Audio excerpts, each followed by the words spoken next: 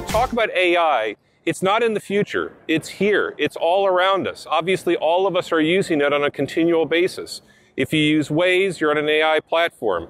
How Pandora knows your music feed. When you go to iTunes, when you go on Facebook and it's your personal feed. Obviously, Facebook has 1.2 billion unique logins per day.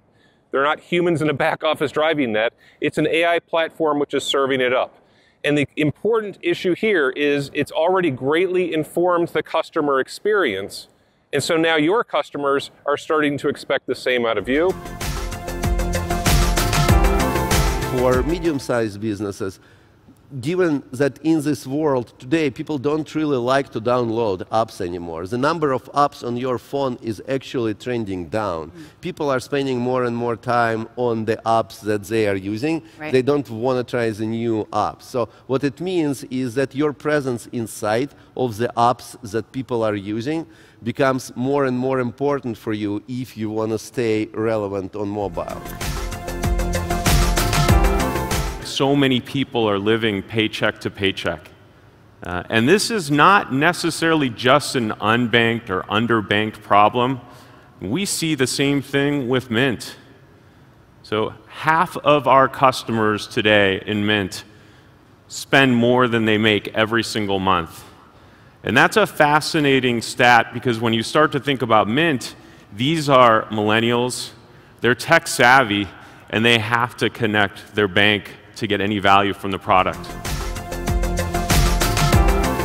I love exploring ideas, and for me, Bitcoin is a fantastic idea. And I was discussing about Bitcoin, and I think a big moment was I was looking into the protocol, and I was wondering mostly about the long-term effect of proof of work. How does proof of work when the block reward goes down? How does innovation happen? And someone told me, well, Bitcoin is not it's not really the algorithm, it's really the set of UTXOs, and as long as you have that, that's Bitcoin. And I found the idea that there was kind of this difference, but pairing between the algorithm itself, but just this set of UTXO, which is just like data and almost a social phenomenon. And I found that super fascinating, and I wanted to explore these ideas. I wanted to explore the interface between like social systems, governance, but also like hard algorithms. Women today in the US control over half of personal wealth. It's a $14 trillion market that's growing to $22 trillion by 2020. And 80% of women say they play a lead role in their family's finances. At the same time, research shows that there are meaningful differences between the needs and behaviors and preferences of men and women, which makes the market ripe for innovation. And it's largely untapped. Only 10% of women believe that the financial services industry pays equal attention to women.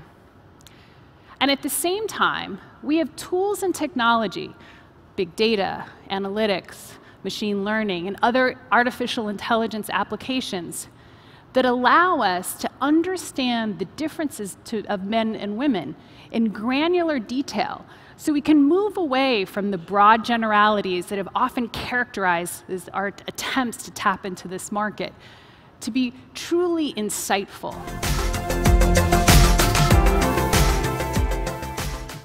The mystery announcement is T0 is launching our own ICO. Asterisk, terms subject to change. Finalization is expected November 8th. This is neither an offer to sell or a solicitation of an offer to buy. It's a SAFT token.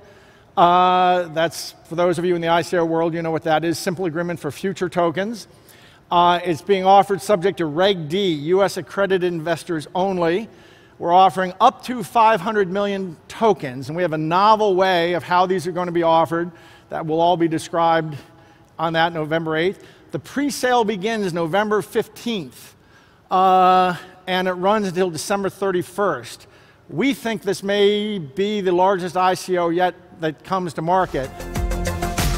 These four companies that you just heard from represent a tremendous field of entrepreneurs doing some amazing things across the spectrum of fintech. The winner is Steady.